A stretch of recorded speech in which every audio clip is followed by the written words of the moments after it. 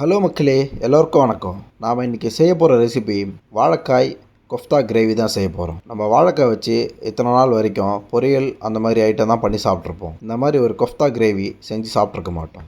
வாங்க இந்த வீடியோவில் நம்ம எப்படி செய்கிறதுன்னு பார்க்கலாம். இந்த வாழைக்காய் கொஃப்தா கிரேவி செய்ய தேவையான இன்க்ரீடியன்ட்ஸ் பார்க்கலாம். 2 வாழைக்காய் எடுத்திருக்கேன், 4 பெரிய வெங்காயம் கட் பண்ணி வச்சுருக்கேன் பொடி பொடிசா, 2 தக்காளியை பியூரியாக அரைச்சி வச்சுருக்கேன், 4 பச்சை மிளகா துண்டு துண்டான அருகி வச்சுருக்கேன், 2 ஸ்பூன் இஞ்சி பூண்டு பேஸ்ட், தேவையான அளவு கொத்தமல்லி, 3 ஸ்பூன் கடலை மாவு, 20 முந்திரி பருப்பு பொடிப்பொடியாக நறுக்கி வச்சுருக்கேன்.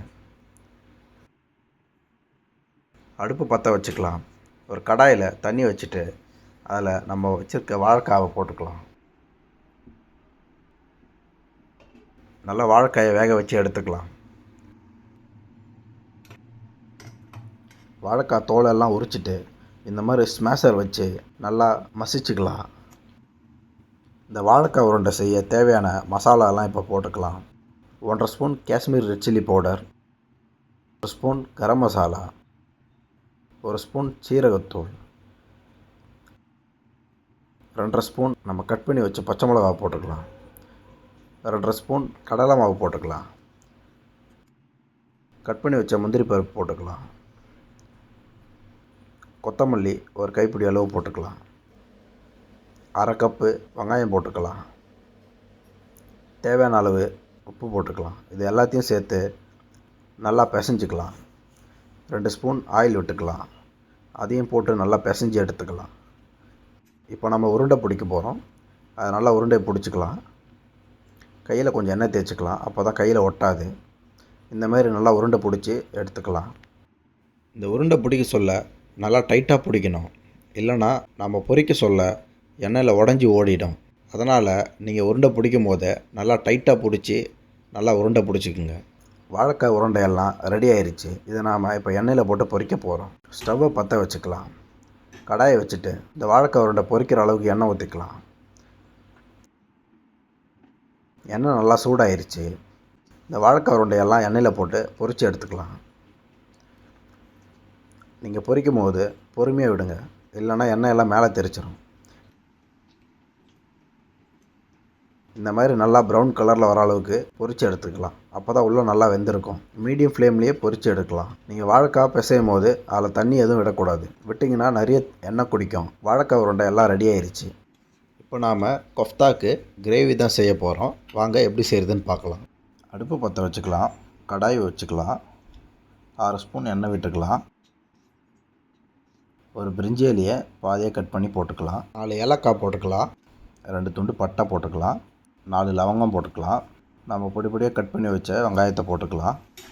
வெங்காயத்தை நல்லா பொன்னிறமாக வதக்கணும், அப்போ தான் நல்லா டேஸ்ட்டாக இருக்கும் கிரேவி. இந்த மாதிரி நல்லா வதக்கிக்கோங்க.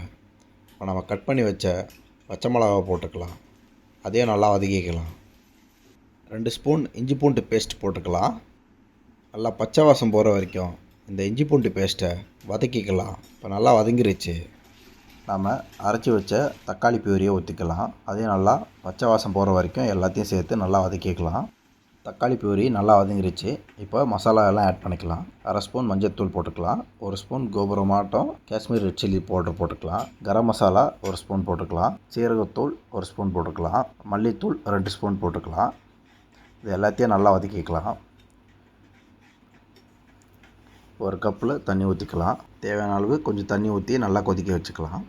இந்த கிரேவியை ஒரு 10 நிமிஷம் நல்லா கொதிக்க வைக்கலாம். கிரேவி ரெடி ஆயிடுச்சு.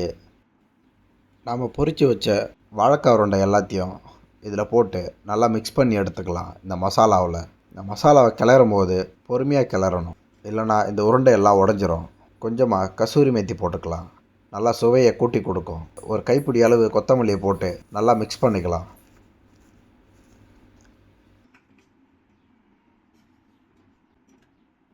சுவையான வாழைக்காய் கொஃப்தா கிரேவி தயார்.